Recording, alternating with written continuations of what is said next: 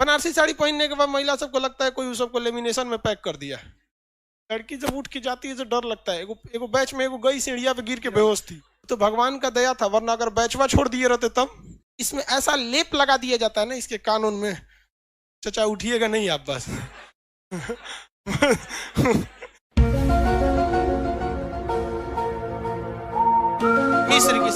मिस्र की सभ्यता किस लिए प्रसिद्ध थी?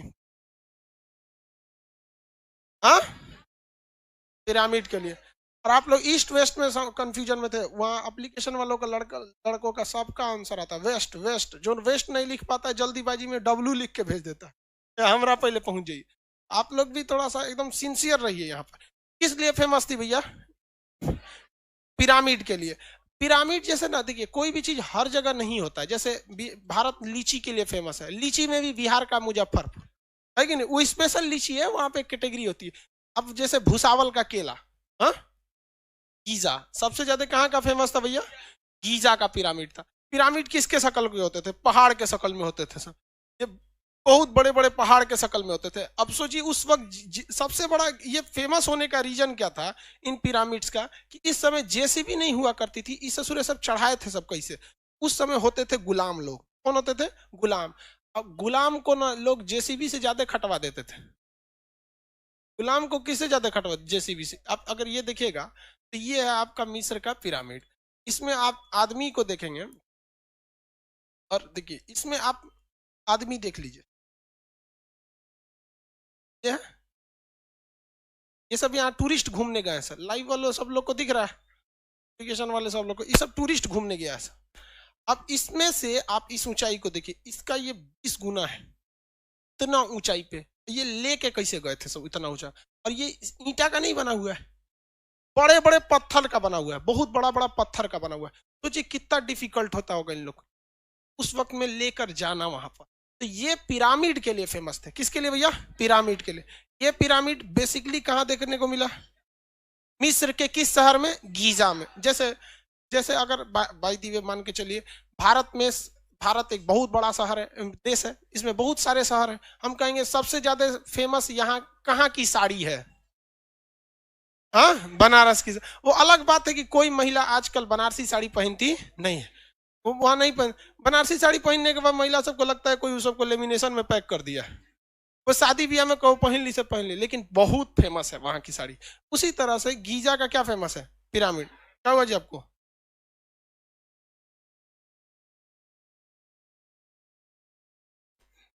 यहाँ देखिए, ये समझ में आ गया आप लोग को? किसी कोई दिक्कत नहीं? लड़की जब उठ के जाती है तो डर लगता है। एगो बैच में एगो गई सीढ़िया पे गिर के बेहोश थी,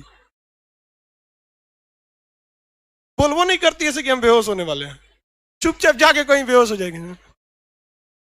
हाँ, वो तो एक तो नीचे कोई लड़का आया ऑफिस में कंप्लेन किया कि सर एगो बेहोश होकर सीढ़िया पे गिरल है। तो भगवान का दया था, वरना अगर बैचवा छोड़ दिए रहते तब वो ऐसे ही पिरामिड में हो गई, मम्मी बन गई। ये वो लोग देवताओं की भी पूजा बड़ा करते थे। मिस्र वाले लोग देवताओं की पूजा बड़ी ज्यादा किया करते थे। लोग देवताओं की पूजा क्या करते थे?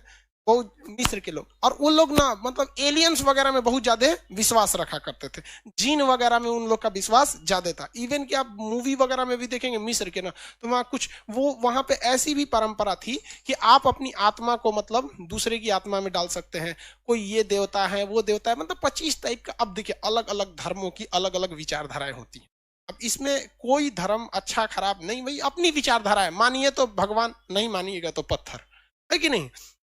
तो वैसे इन लोग की विचारधारा थी। तो ये गीजा का क्या हो गया? पिरामिड हो गया। किसी को कोई दिक्कत नहीं है इसमें? पिरामिड कोई फेमस चीज मतलब बस ये था कि बिना जेसीबी, बिना किसी चीज के मदद से उतने बड़े बड़े पत्थरों को गुलामों की मदद से, हाथी की मदद से खींच खींच कर क्या किया गया? चढ़ाया गया था। जो इंजीनियरिंग का एक बहुत बेमिसाल नमूना था यहाँ पर। और एक दो ठो नहीं थे, एक तो पूरा शहर ही था गीजा। जहां देखेंगे तो आर्टिफिशियल पहाड़ उन लोगों ने क्या कर दिया था? खड़ा कर दिया था मिस्र की सभ्यता में। किसी को कोई दिक्कत नहीं है मिस्र की सभ्यता में? आगे बढ़ जाए। यहाँ का एक और चीज बताइए क्या फेमस है? हाँ, मम्मी फेमस है। कौन है? मम्मी। इजिप्ट। इजिप्ट में यही सब देखिए, लाश रख दिया जाता था ऐसे। लाश अभी भी है सब, ये सब लेप लगा के लाश रख दिया गया। अब देखिए, लाश तो लाश होती है भैया, जिंदा तो है नहीं, लेकिन फिर भी उन लोग के शरीर मतलब पूरी तरह से खराब नहीं होते, वैसे फ्रेम में रखे हैं। एक केमिकल लगा के लगा दिया जाता था, इसी को क्या कहा गया, मम्मी कहा गया। बताएंगे सबसे फेमस मिस्र का कौन सा राजा था? हाँ, फिरौन। वहां का राजा का नाम फिरौन। उसकी लाश वैसी की वैसी है केमिकल के वजह से। जैसे ये देखिए, ये भैया ये फिरौन है, देखिए दांत तो पचक ढचक गया है, लेकिन फिर भी है। तो हमारे यहाँ एगो चूहा मर जाता है तो 2 दिन तक महकता है, 3 दिन तक महकता है, फिर उसको खदर खदर के खा के खत्म कर देता है। इसको अभी तक कोई नहीं खाया है। इसमें ऐसा लेप लगा दिया जाता है ना इसके कानून में। चचा उठिएगा नहीं आप बस।